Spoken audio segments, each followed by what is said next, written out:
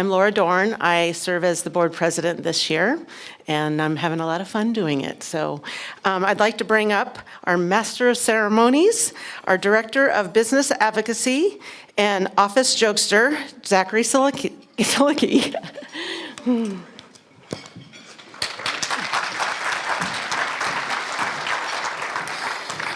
President Dorn asked how she should introduce me, and I said jokingly, the office jokester, but I guess I'm more convincing than I thought. Thank you so much, President Dorn. I really appreciate it. There's so much work that goes into being president of any organization, especially this one, so we're truly thankful for all the work that you do. I'm Zachary Silicki. Like Laura said, I serve as the Director of Business Advocacy here with the Salem Chamber. I would like to start by recognizing any elected officials that are here in the audience today. I know many of our legislators are in the Capitol right now working through a special session, so not seeing anybody. Well, we'll go on to our past presidents that are in attendance. I saw Kurt Arthur. I know John Miller's here as well. I know I saw a couple others. So if we can give a round of applause for everything you guys have done.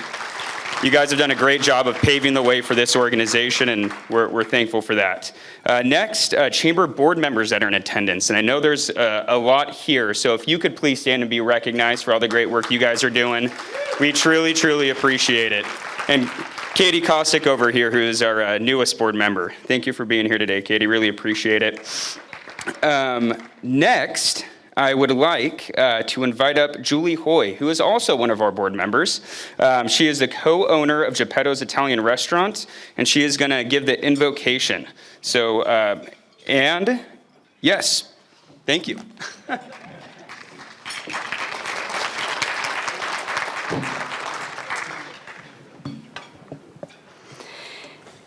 Dear God, thank you for the opportunity to be together in this place. Lord, you must really love a challenge because you gave us free will. Help us to choose wisely, Lord. Guide our every thought, our every move and conversation. Help us to be generous in every aspect of our lives. Help us to always be honest. Help us to always be kind. Can I get an amen? Amen.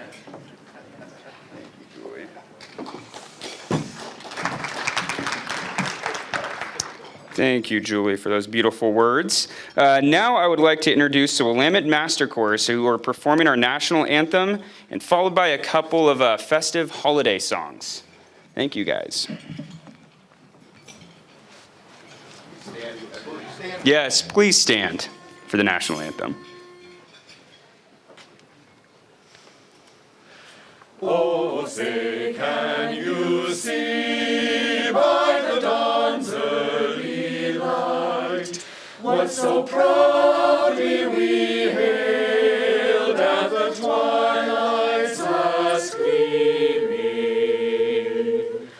whose broad stripes and bright stars through the perilous fight o'er the ramparts we watched were so gallantly streaming,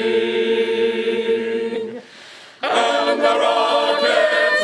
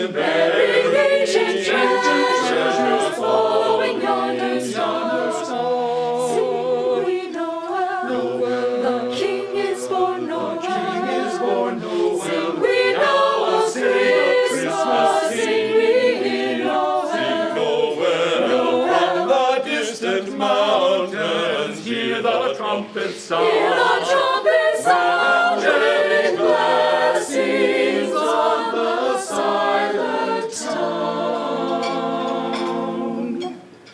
Sing we Noel, Noel, the King is born. Noel, Noel. Sing we Noel, Noel, the King is born. Noel.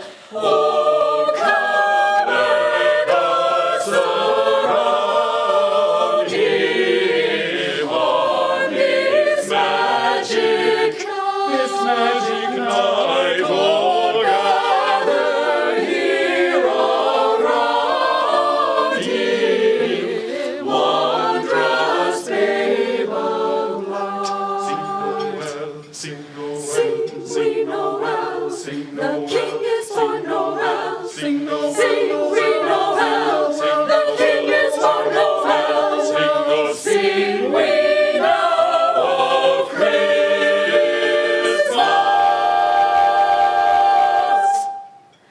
Sing we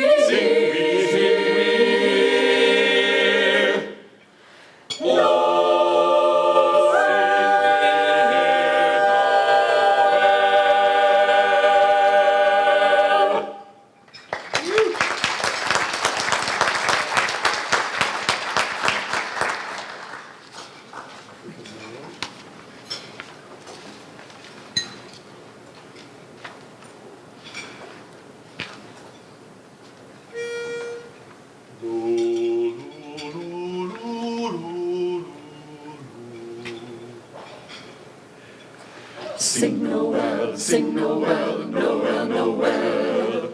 Sing Noel, sing Noel, Noel, Noel. Sing Noel, sing Noel, Noel, Noel. Sing Noel, sing Noel, Noel, Noel. Sing we all Noel, sing we all Noel. Sing we all Noel, sing we all Noel. Sing Noel, sing Noel, Noel, Noel. Sing Noel, sing Noel, Noel, Noel. Sing Noel, sing Noel, Noel, Noel. Sing Noel, sing Noel, Noel, Noel. Sing we all Noel, sing we all Noel, sing we all Noel, sing we all Noel, sing we all Noel, sing we all Noel, sing we all Noel, sing Noel, sing Noel, Noel, Noel. Oh, sing Noel, sing Noel, Noel, Noel.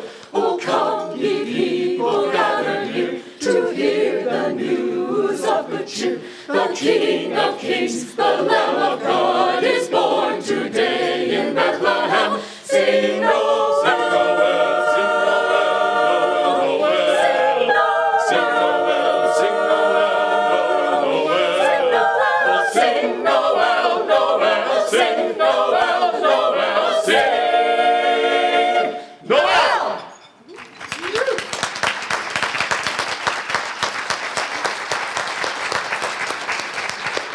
Great job, you guys. If that does not get you in the holiday mood, you might want to check your pulse.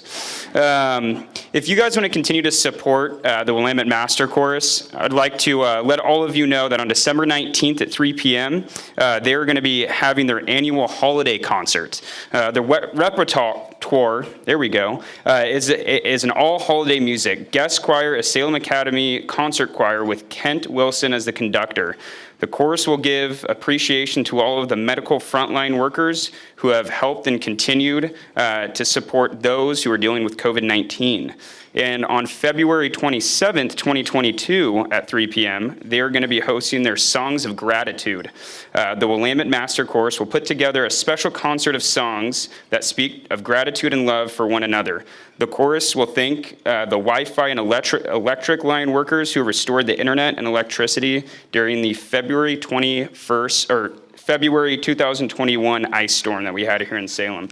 Thank you guys again. That was beautiful. Next, I would like to invite President Laura Dorn back up to the stage to introduce our Spirit of Salem Award recipient.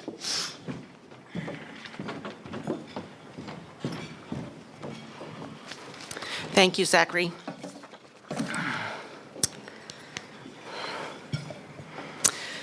The Salem Chamber is an organization which has the privilege of working with key community leaders each and every day.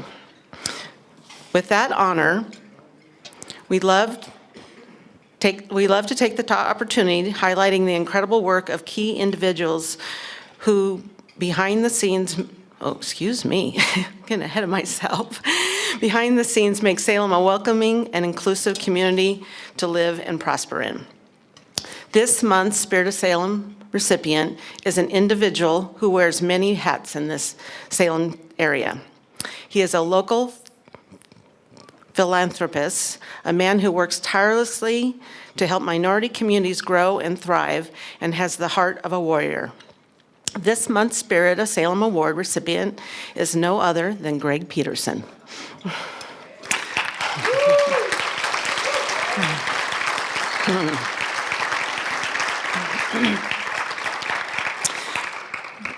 Born in Los Angeles, Gregg was raised in Compton, California, as one of 9 children. Raised mostly by a single mom, just barely escaping the life structures of his community.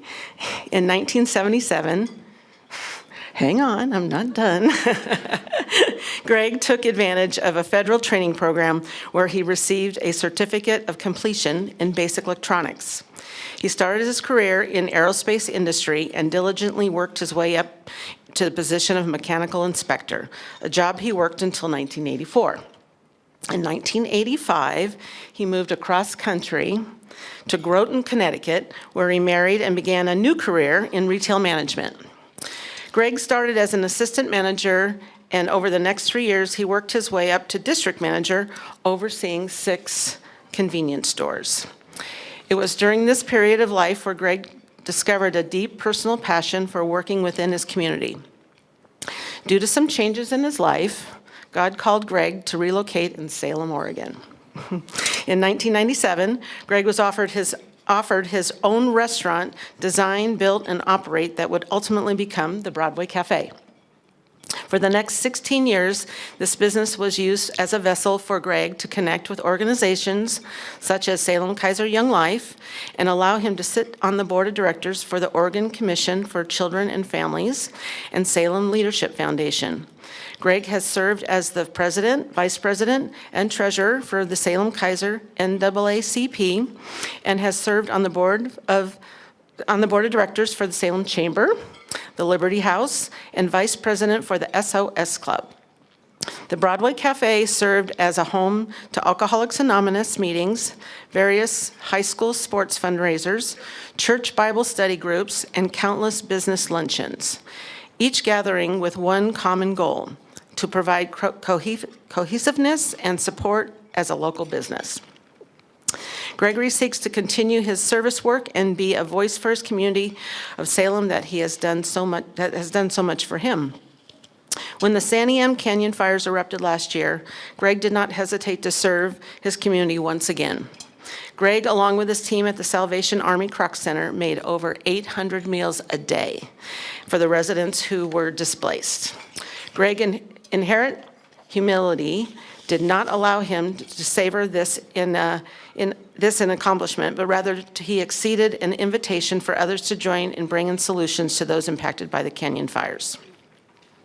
When asked, Tony Frazier, the Croc Center director, about Gregg's character, he stated, "The Salem Croc Center is blessed to have Gregg's leadership. He consistently goes the extra mile, utilizing resources at his disposal to serve the community.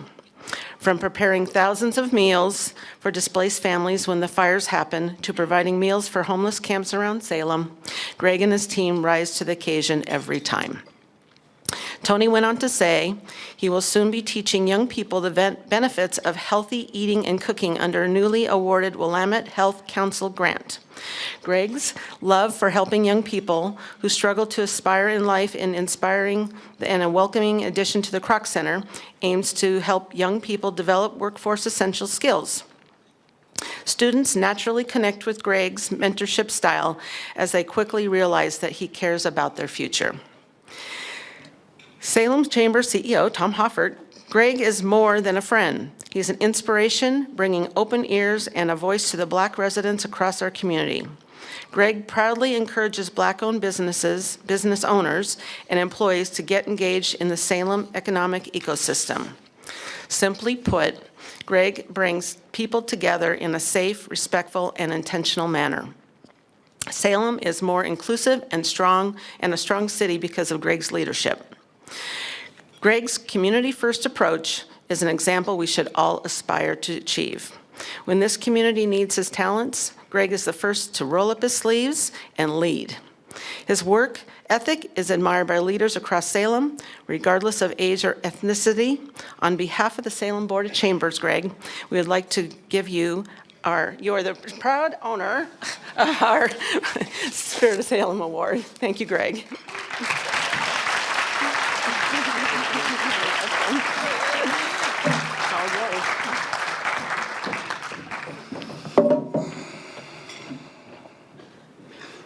Tom said 2 minutes, but I can speak way longer.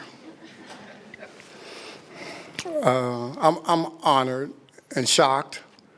I was coming for lunch today, just to have lunch, just to hang out with Tom. We get the opportunity in our lives sometimes to impact people's lives in a positive way, and a lot of times we don't even know that we're doing it. Everything I do today is because I feel blessed. Coming to Salem, being homeless, and having to start over and transition my life, and to be a single dad and raise my daughter in a vein that is conducive to Salem, to service, right? I owe a debt to this community. As a young teenager, I took a lot, and I wasn't the best kid growing up, and I made a lot of bad choices. And somewhere in life, God gives us like a do-over or another chance to do things right. I truly feel blessed that we get an opportunity, especially in a time like this, when the need is so great, we're so divided in our communities for different reasons, that in the midst of all this, we can come together and have a great impact on our lives. If in my own heart, if we don't get to the next generation and start to instill different values in them, we're going to be back here 50 years from now experiencing exactly the same thing all over again. We'll have the same trauma, the same divisiveness that happens within our communities, and nothing's going to change. If nothing changes, nothing changes. I get an opportunity anytime I can, and I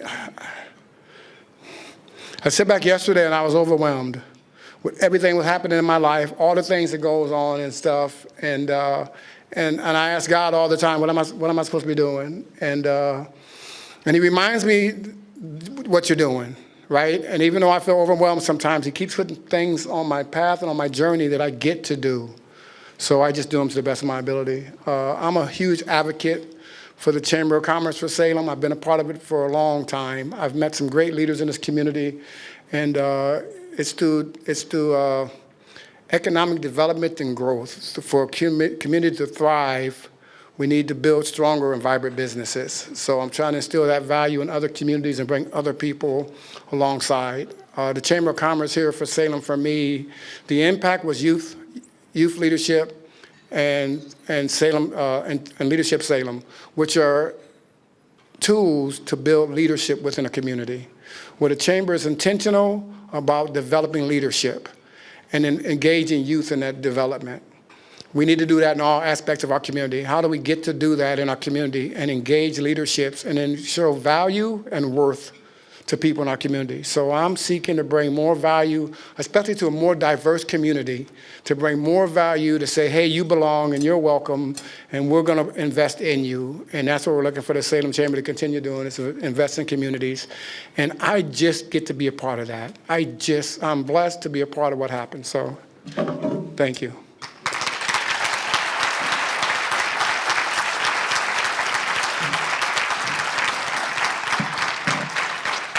Thank you so much, Gregg. You were definitely one of a kind, and our organization, our community, is so thankful to have you here.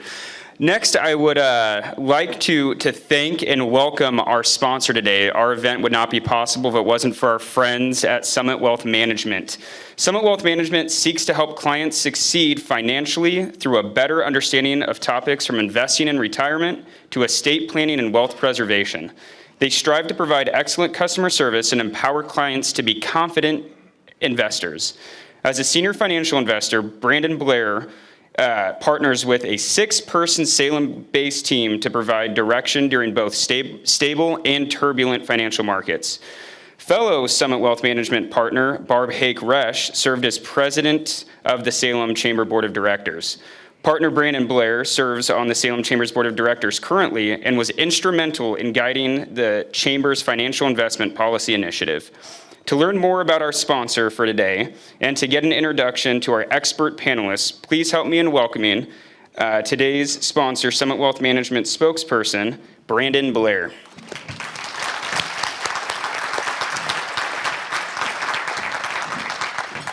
Thank you, Zachary. Thank you all for being here today, and Merry Christmas. It's awesome to see you here. Tom reached out to me just a little while ago and said, hey, we need some help. We need someone to jump in as a sponsor for this event. Our team likes to look at what we're going to sponsor, what content's brought to you. We're really excited to be part of this today. I was glad. I thought he was going to call and ask me to sing, so we're covered there. My team would probably tell you that's a better thing for you. So Summit, you don't need to hear much about us. I think he just told you a little bit. But most importantly, what you need to know is what we like to bring to our clients is confidence, comfort, and clarity in all of the financial decisions that they're making. It's something that's very important to us. I look around this room right now today, and I see people who do the same thing in our community. Greg, congratulations. You deserve that. Well overdue for someone who brings confidence, comfort, and clarity to this community in Salem. Right? We're givers, not takers, right? That's exciting. The other thing is we can't do this without a team. I look around at all the business owners that are out there today. None of you would be here if it wasn't for a good team. So we brought part of our team here today at Summit. I'd like them to stand up real quick. Richard Lee, one of our partners, Kirsten Utter, Mary Hansen, and one of our new financial advisors to be is Kristen Resch. Yes, similar name to her mom, Barb Resch.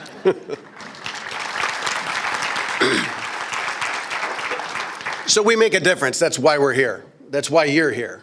There's a special session going on somewhere else, but the real special session's right here. Because out there I see people who aren't trying to deliberate on what we should do, what we should deliver. I see people that make things work, that dedicate their lives to their businesses and making a difference right here. So thank you for being a part of that. You know, there's so much negativity that's been out there in society, whether it's social media, whether you know what's going on in the news. We're a very divisive group here and there for a lot of different reasons. But do you ever stop during Christmas and think, what am I grateful for? My family, we celebrate Christmas. We're traditionalists. You know, I celebrate the birth of Christ. That's what Christmas means to me. And I think about giving, what that sacrifice was and what it means. I see people here in this community that sacrifice daily.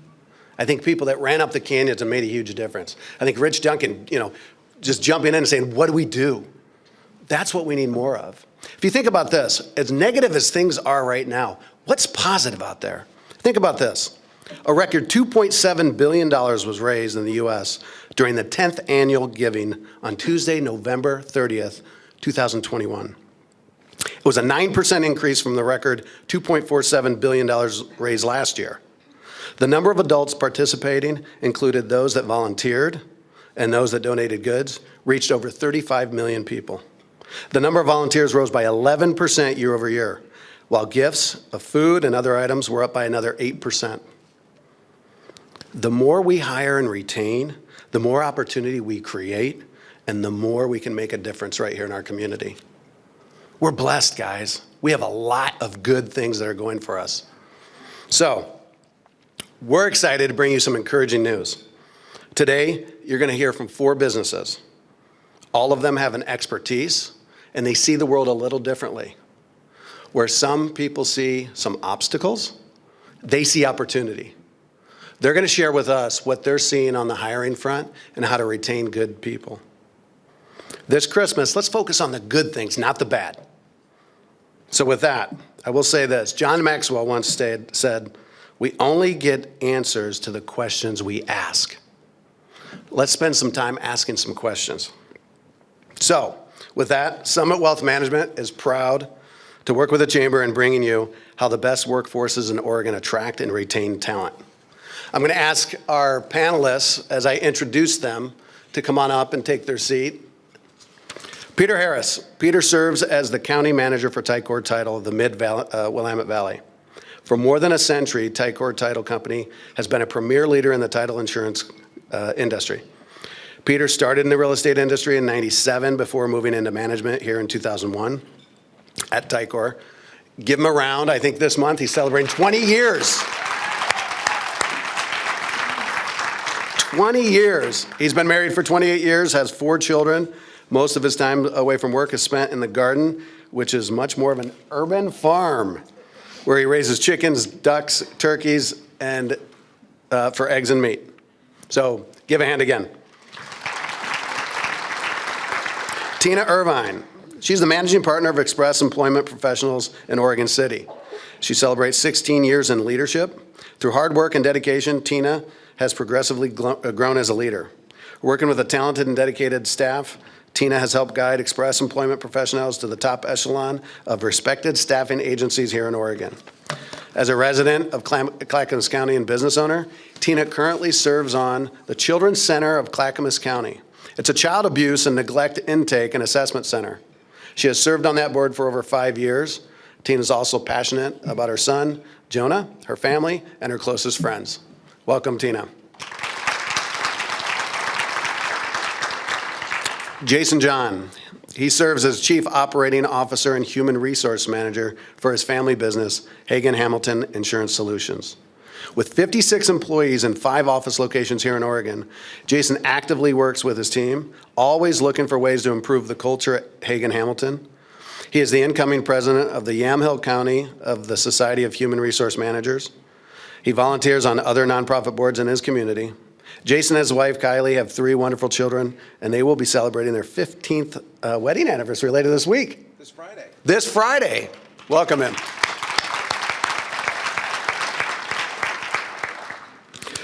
Our last panelist, Rick Martin. Rick, come on up. Rick is the founder of the Mid-Valley Commercial Construction. After working in various roles at one of the region's largest union drywall contractors, culminating in CEO, Rick decided to start his own company with a vision to create something special no one in this area was doing, especially as a union contractor. Over the past 7 years, Mid-Valley has become an industry leader in this region for their scopes of work, having worked on a number of notable local projects, including the renovation and expansion of the SAFE buildings, the new MAPS administration building, Sprague, McNary, North, and McKay High Schools, Park Front, and the YMCA. In 2019, Mid-Valley was awarded the top company in the state of Oregon for management and communication and has stayed in the top 100 every single year. Please welcome him. Now, our moderators, Jacob Espinoza, our own here from the chamber. Jacob, is he up here? Where is he? Where is he? Oh, off stage left. Stage right. Is that stage right? So anyway, welcome, Jacob. Jacob's our program director for Salem Chamber's Leadership Foundation. From Summit, enjoy.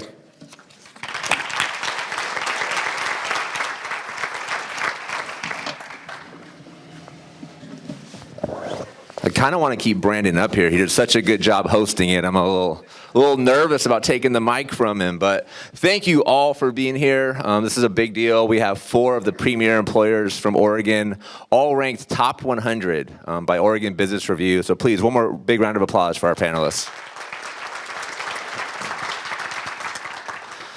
And I know you all have a ton of value to bring, so let's just get the conversation started. A big topic right now, keeping our talented people, keeping our premier talent. Let's start with you, Rick. What are you seeing working right now and keeping people with your organization? You've had extremely low turnover, which is so impressive. So our company, we have about 10 people that work in the office that are non-union and about 100 field employees. So, as far as keeping the office people, which we have virtually no turnover, is we have a flexible work schedule, open communication, all those type of things. Competitive compensation, great benefits. We pay 100% health insurance. We make about a 15% retirement contribution for everyone. So that keeps the people in the office. Out in the field, it's a little bit different. We're a union contractor, so everyone's a union member. But we pay semi-annual bonuses and include everyone down to the first-term apprentice out in the field.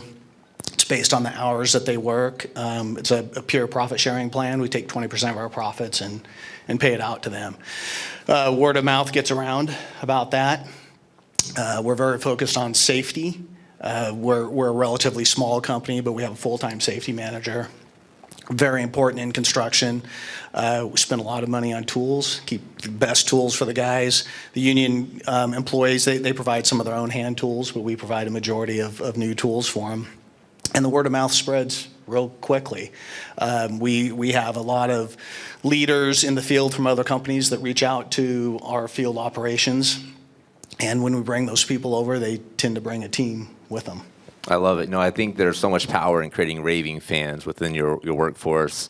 I worked for T-Mobile the last 13 years, and we had an incredible CEO, John Ledger, that joined us and really just turned the company around. And something that he said is that if you want to have a successful business, listen to your customers, listen to your employees, shut up and do what they tell you. And I mean, that's exactly what I'm hearing you saying as well. Anything you'd add to that, Tina, as far as keeping your talented employees, but also how has that changed over the last year and a half? Yeah, so for our office in particular, we have found that it's really important to have an alignment of what I need from them as my employee and what they need from me as my staff. And so, as we've mentioned many times today, asking really good questions and not assuming that you know what they need, and that doesn't always come in the form of a paycheck. Sometimes it's more importantly now than ever, are we supporting them and meeting them where they're at? So if for me, my staff all of them have children. They're all under the age of 5.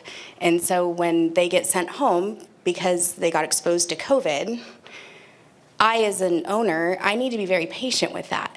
And I need to understand that my employee is doing their part. And if I get frustrated with that, or I feel like their absence is going to impact my business negatively, then those employees aren't going to feel supported. And they're going to leave very quickly because there's other employers out there that provide flexible schedules and are able to give that employee what they need in the moment. So really partnering with them and asking them what they need and then doing your best to give it to them. The other thing that I know we have found is we kind of, at least in the staffing side, we're frontline workers, right? So when pandemic hit and so many of the businesses around us had to shut down for all of the different reasons, my staff showed up every day. And so as an owner, I had to keep telling myself, these guys are the ones helping the world go around right now. And so the only thing I can do is give them support, give them extra time off. My employees were stressed. Everybody is stressed right now. They feel overwhelmed by the things they can't control. And so really helping them in their day to understand the things they can control is essential to them not feeling overwhelmed and not feeling the necessity to fight or flight. And that's when we see people leave. They feel overwhelmed. They don't know how to manage through it. And they'll tell you they're leaving for another job for more money. But that's not usually the case. It's usually because they're overwhelmed and they don't feel heard. Yeah, sometimes they don't care enough to be honest, right, in that exit interview. It's just you have 4 options, I'll just click one, that's the first option. And you don't always get the best data, as an employer. Yeah, but I would also argue that employees don't feel safe giving good feedback. Right? Or they'll, in an interview or with a team peer review, you'll give them the feedback that you feel they need to hear to be successful, but I don't think we take enough time to ask them what they think we need to be successful for them. And so in their exit interviews, when you see this scathing information, it's been building. It's not all of a sudden this person just got mad one day and went off the chain. It's been a long time building. So taking that time to read that content, even if it doesn't feel good in the moment, looking past the emotional side of it and connecting with what was being said and how can you fix that for your future employees. Beautiful. Yeah, lack of trust, right, has so many impacts downhill as an employer. It's extremely expensive.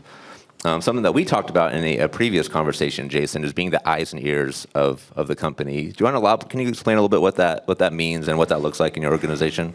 Yeah, so we're a family-owned and operated business, and so everything that we do starts with that mentality of being a family business. And for me, the main role I have is really paying attention to what is going on with my staff, what's going on internally, and what things are happening externally that might impact them. And like what Tina said, with COVID, we've had to change and be flexible and change how we do things, and throw the playbook out the window. So you have to be flexible in what you're doing and ready to go at a moment's notice. So some of the things that we did beginning of COVID, I can remember going back to the week of March 17th of 2020, and everything was changing. We heard the shutdowns are coming, and our executive team, my dad, my brother, and I got together and said, we need to do something here because we can feel the weather changing.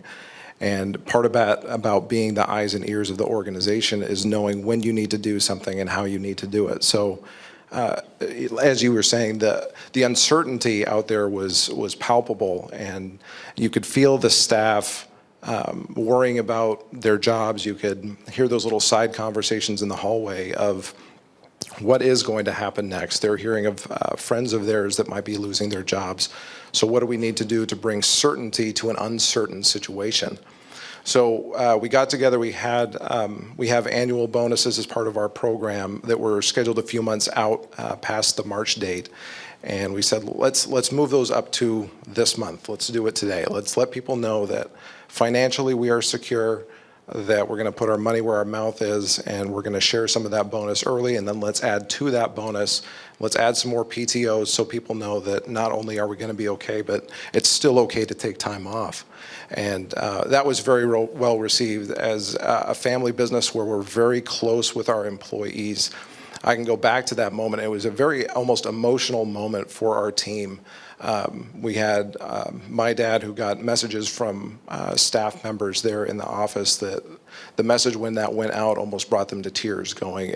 It was the perfect timing for that moment to say there was uncertainty and we as the employer needed to do something. The one thing that we could control, because we can't control everything, but we could control that moment, and we delivered something there that was special. So I'll always go back to that as a very special moment in our history. And that's a powerful point. I think right now there are so many things outside of our control that it's easy to let those things consume our time and energy, but just taking a step back and thinking through, okay, what can I actually have an impact on? What are the decisions I can make that will help us be better in this spot?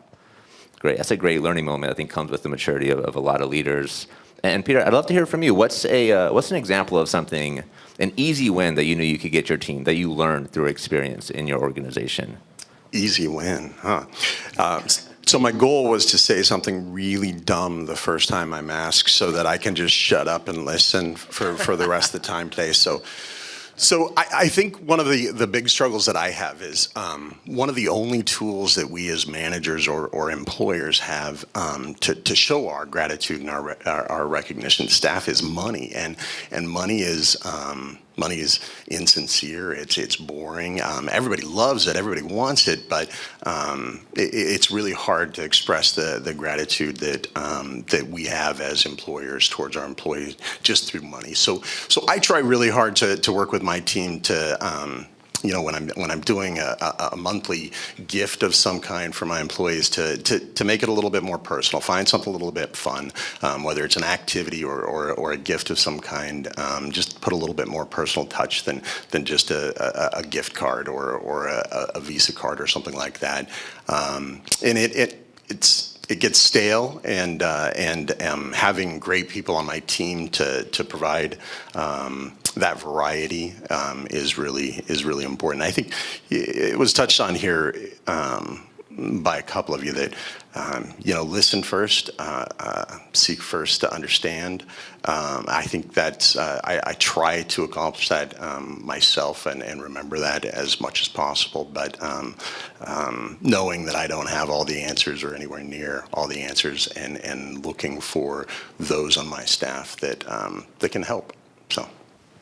Yeah, people are generally pretty smart and have great ideas, especially the people that are on that baseline level or are working with that team. I love that we have the system in place of Spirit of Salem here at the Chamber, because I feel like we don't give people their flowers enough, right? A lot of times we wait until those moments where it's too late, where somebody's out of our life, and we wish, I wish I would have really shown that person how much I appreciated them. But we can do a better job, I think, as a community of really thinking through how do we become more proactive with gratitude? How do we make sure that people in our lives really understand how much we appreciate them? What does that look like for you? You talked about how important gratitude was. Do you have systems in place? Is it more of a just kind of on an intuition basis? More of just Intuition, yeah. This year, or over the last 20 years with the pandemic, or 20 months, we haven't been able to do some of the things that we would normally do. The summer gathering, the New Year kickoff party. So still taking that resource that I would have put into those events and giving it back to staff. I'm very fortunate, though I work for a large Fortune 500 company. Their management philosophy is to put a lot of autonomy on my position to give me the ability to do what I think needs to be done in my marketplace to make my business successful. And so for me, as a leader, I get the greatest satisfaction from seeing successes in my staff, having opportunities for them, and I think it's very important in our industry that my staff always sees that there's opportunity to grow in our industry. I don't want people who are looking for a job. I'm looking for people who want a career, and in our industry, it's all on the job training. It's very specialized, and our company does a great job of providing great training resources and just making sure that I'm looking first to promote from within before I'm looking for that higher level talent on the outside to bring in. So Awesome. I see a lot of head shaking on the promoting from within and the career development. Anyone want to chime in on that? We'll keep it moving. Tina, so you talked about the listening as well. What does that look like? Can you paint the picture a little bit of the different types of things that you do to make sure you do have a pulse of how your team's feeling? Yeah, I mean, I'll be very transparent. The first thing I had to learn was to shut up. I mean, as a person, I think that I come with good ideas, and I think I know how to run my business, and I know what I want. And so I had to learn to just listen and just sit there, and I had to sit on my hands. I had to tell myself to not interrupt that person. You know, as a young leader, oftentimes we're promoted because of how we perform in the workplace and because of our loyalty and because of the things that we've done to be a good performer. But when you start moving into the position where now you're a leader and you're being asked to lead other people, but you're not given the skill set to do so, you make a lot of mistakes along the way. And so for me, I brought Ellie with me today, and she's learning to be my operations manager. And so what that means for me is it's important that I bring her with me. I got to show her what a good job looks like. Otherwise, I'm really not doing my work. And so when I think about developing my people, I even ask them, how much would you like to make, Ellie? Because otherwise, I don't know. It's a blind spot for me. So if I think I'm promoting her and I'm excited about her taking over my operations manager, and she's scared and she's fearful and she's thinking, do I get paid more or do I just get more responsibility? You know, so it's really important to ask questions and then just sit there and listen to what they say and to be open to the feedback. And even when it's hard, eat your peas. Because if your employee is being open with you, to be honest with you, and tell you the one thing no one else is ever going to tell you, that is your new favorite employee. Yeah, the interesting dynamic of saying that you're open to feedback, but then someone gives you feedback and your immediate instinct is, well, this is why you're wrong. Like, that person's not going to give you feedback anymore. That's not going to happen, right? Just be gracious and thank them for the feedback and maybe just process in the moment. I like the analogy that you used as well. Thank you. And right now there's a big transition, right? Everybody wants to work from home. Everybody wants a hybrid job. It's not realistic. It's not possible in all roles, including construction. So Rick, what's working for you right now in recruiting employees? I prepped him with this question, so I might have framed it a little different, but. Well, the employees that are working in the office obviously can work from home. You know, we have a lot of job sites, so they're working from the job sites too. The guys in the field, obviously they have to come to work every day. And, you know, it's back to the same type of encouragement of making sure they have the right tools, all the right materials, communicating with them what their goals are and all those things to keep them motivated and wanting to come to work. Like a lot of businesses, we had some problems even with union employees that with their stimulus checks and unemployment, they could make more money staying at home than coming to work. And I think that was a challenge for a lot of businesses. So we were encouraging them, reminding them of the bonuses, reminding them of their health insurance, reminding them of their pension plan and all those things, along with a good work environment, as good as a work environment can be out working outside. So were you preparing your managers to have these conversations, or can you talk a little bit about how you rolled that out? So the foremen out on the site were prepped to make afternoon phone calls, be a little more forgiving when guys are maybe coming in a little late. Obviously we had families that were exposed to COVID and they got their COVID time off. They got paid to take that time off. So it was definitely communicated to our managers, and they were communicating with the crew. We have some general superintendents, and it was a lot of phone calls and encouraging people to get back to work. Beautiful. That one-on-one connection I'm hearing as a consistent theme here. And then, Jason, how has recruiting changed for you in the last year and a half? It's gotten harder. I'm sure all of you have seen that out there. It's harder, and it's taking a lot longer. In fact, the last hire I made, she just started last week, and the first conversation I had with her to start this process was back in February. So it's been an interesting market out there. It's turned almost into more of a sales role, where there's more convincing, and we're all competing for the same smaller pool of employees out there. So it's made my job a lot more interesting, and I never planned to be in sales, but that's where I'm almost finding myself now. So beyond that, some success that we have seen, because the normal stuff doesn't seem to be working as well, putting ads out there on Indeed or Facebook or LinkedIn, you're not seeing the same kind of response you normally get. But something that has been working is having your employees be your recruiting assistants. And actually, Chris McLaren, who is here with me today, my coworker and good friend, he has actually referred 2 applicants to us in the last 2 months, and we hired both of them. So that was a success there. And my advice on some of that would be, use your employees, because if you're trying to do it all on your own in this environment, it's very difficult. And the counter side of that is also true, that recruiting is going on in your businesses actively. So that's something we have to watch for on the backside too, is staying competitive, as all of us try and do on our pay and benefits and all that. So, yeah. Awesome, thank you. Anybody want to add anything on recruiting? What's working right now?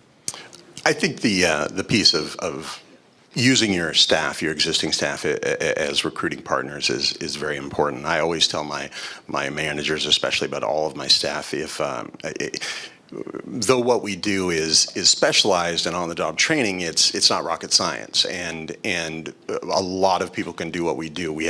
It's a lot of stress, a lot of pressure, but the biggest thing is customer service. And if you interact with somebody at the coffee shop, the bank, the clothing store, or maybe even the DMV, if you get great customer service from somebody, probably not DMV, but then remember those people, and we're always looking for talent, whether I'm hiring that week or sometime off in the future. Encourage them to keep your card and maybe submit a resume. I think that's a great resource. We bonus people for finding good recruits and referring staff after they've made it through their probationary period and it looks like they're going to stay. Then we compensate staff for helping us find good staff. And I've been very fortunate, even though the pandemic has been a struggle.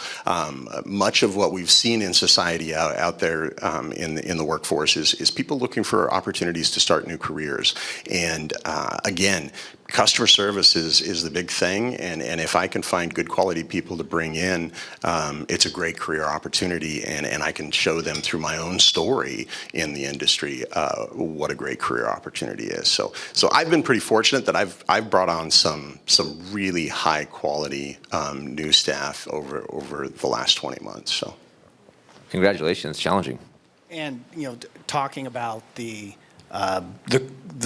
your staff recruiting people, for us, from a field operations standpoint, the people working out in the field, they want to work with people that work hard.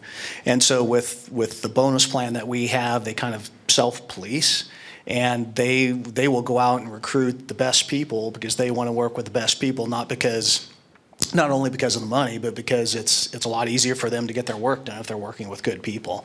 So I don't know that, we've been in business 7 years. I don't know that we've ever called the union hall for an employee. It's all been self-referral from inside the company. So when you treat your employees well, they want to bring on people. Absolutely, and especially the top talent. They want to work with the best people, like you said.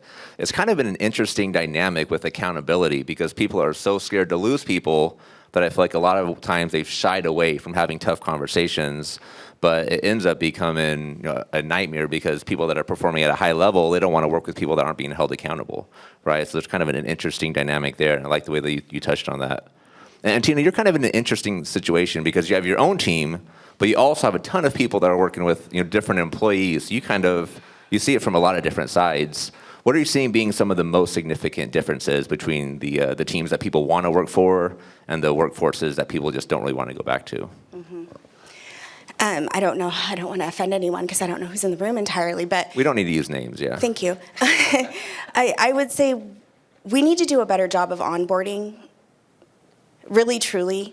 Some of the biggest challenges I see, and I'll be honest, I think my clients appreciate my transparency and my directness, and they listen. And so when I said, hey, I understand that you need 20 people to do machine operation, I respect it. Here's the problem. When you put 20 people in a room, they don't feel special. They don't feel like they're getting individual time and attention. They feel like cattle. So if you treat people like cattle, they will leave like cattle because there's no reason for them to stay. So I think instead of just onboarding masses of people, I think we need to take more time with the quality of people that we did find and identify and give them opportunities to learn information.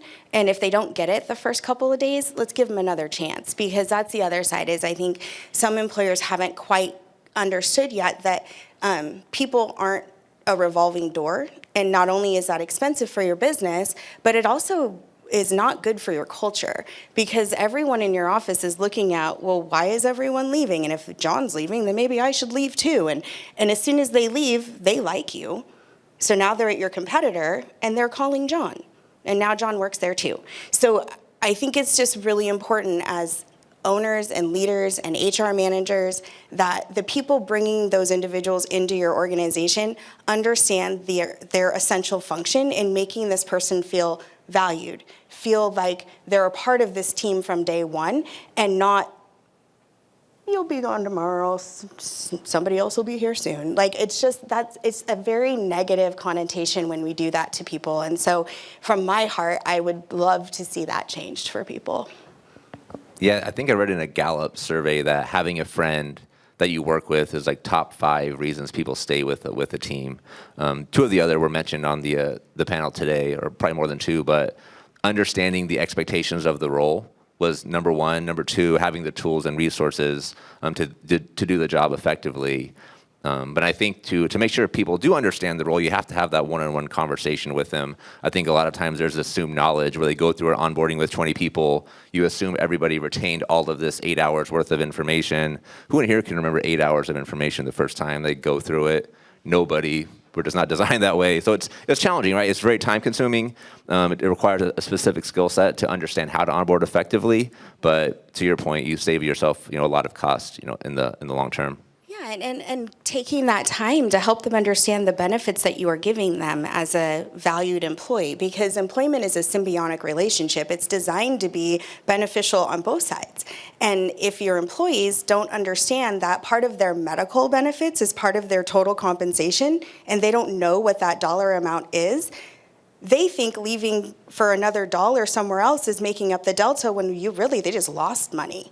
So really, truly, when you're giving employees comp reviews, taking the time to quantify, here's how much PTO we're giving you, and this is the dollar amount associated to it. Here's the 7 to 12 holidays we're giving you. Here's the dollar amount associated with it. We at our organization do pay 90% of our core employees health benefit and then 50% of dependents. But that's predicated on the fact that they need to participate in our wellness program, because again, employment is symbiotic. So if I'm going to be there to help provide you with health insurance for you and your family, I would like to see you also invest in your overall wellness. That doesn't mean just are you running or eating well, it also means your mental health, which is one of the biggest things everybody's struggling with. So. And I think the other piece I'll add, and I'd love to pass it around for any closing thoughts, but when we bring people to a place where they feel supported, they leave work feeling confident, that energy goes out into the community, right? That energy goes home into their family. And so we have leaders in our organizations that can help people feel that way, can inspire people to be at their best, that understand the strengths and the value that they bring. There's this multiplying effect because now they're having that same energy when they interact with the people around them. So I appreciate all four of you so much for taking the time to be here and sharing some insights. And hopefully everybody in the audience has at least one action item they're leaving with on how they can just be maybe 1 or 2% better, for the people on their teams. But any closing thoughts? Yeah. One thing I just want to mention about culture, you can't pretend what your culture is, and it's not a motto on the wall. It's not some words. You have to execute what you believe in, and if you believe in it, that becomes your culture. So you can't pretend you have a culture that you don't have as a leader. I love that. Thank you. I think another thing very important is to do a lot of self-assessment and look at yourself and recognize that we all have strengths and weaknesses and what your personal weaknesses are. And when you're building your team around you, fill in some of those weaknesses. Find people that have strengths in areas where you're weak and empower them to use those strengths. And when you feel comfortable finally doing that, speaking from experience, then the sense of relief that now I don't struggle with the things that I struggle with. I have somebody else who gets to struggle with those things, and it really does, I think, help your entire organization feel like number one, there's opportunity and leadership is real in the organization, and it helps us lead better where we are strong. Awesome. Thank you. All right, thank you so much. Can we give these panelists a round of applause? Yes.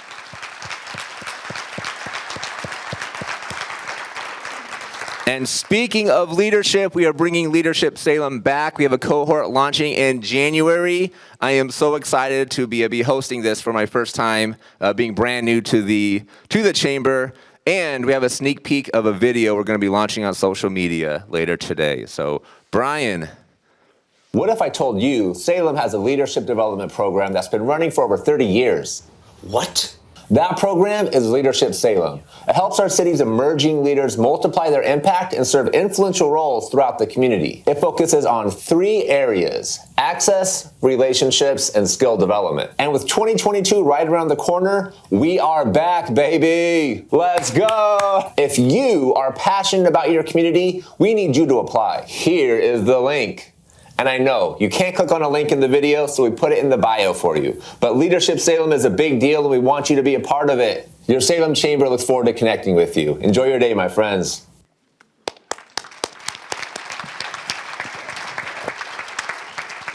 It is really awkward watching a video of yourself and knowing everybody else is also watching the video at the same time. But LeadershipSalem.org or salemchamber.org/Leadership Salem. We'll be launching the video later today on our social channels. If you know people that might be interested, please talk to me. I'd love to have a conversation. Thank you. You guys are good. Thank you. Thank you guys so much. What an absolutely insightful conversation you guys had. Thank you, Rick, Tina, Jason, Peter, and Jacob. Did an incredible job moderating, as always. Not surprised there. They talked a lot about asking questions, and so we're here to ask you guys a questions. If you guys could please utilize the cameras on your cell phone, there is a QR code at everybody's table, and we had simply asked to answer the 5 short questions on there about today's forum, and with that, you receive $5 off of next month's forum event. Without our partners at Allied Video Productions, Capital Community Media, and the Salem Convention Center, we wouldn't be able to make these kind of events possible. So thank you guys so much for the incredible work that you guys do. Julie Hoy, thank you so much for the thoughtful invocation, and thank you for serving on our board of directors. Gregg Peterson, you are the epitome of servant leadership, and we are just beyond thankful for everything that you've done for the city of Salem. And the Spirit of Salem Award is really simply one way that we can honor that and recognize that. So thank you again, Gregg. One more round of applause for Gregg. Chamber members, you're invited to our Chamber Businesswomen event meeting on Tuesday, December 21st from 12 o'clock to 1 p.m. at Ross West Salem, featuring a keynote speaker by Tana Lines, the owner of Capital Cryo. Join us at our forum luncheon next month on Monday, January 10th from 11:45 to 1 o'clock, right here in this same room. On the evening of January 15th, we will celebrate the bountiful work of our agricultural community. Join your fellow community leaders at our annual Safe Agro-Business Banquet presented by Key Bank. Our keynote address at the event, you ask? None other than Oregon Historical Society Executive Director Carrie Timechuk, who will recount the rich history of agriculture here in Oregon. Finally, we end with another salute to an incredible organizational partner of ours, Summit Wealth Management. Brandon Blair, Barb Hakeresh, and their team of professionals are ensuring Salem residents are on stable financial ground and each have a retirement to look forward to. You guys, thank you so much again for being here. You have a fantastic day and a wonderful holiday season.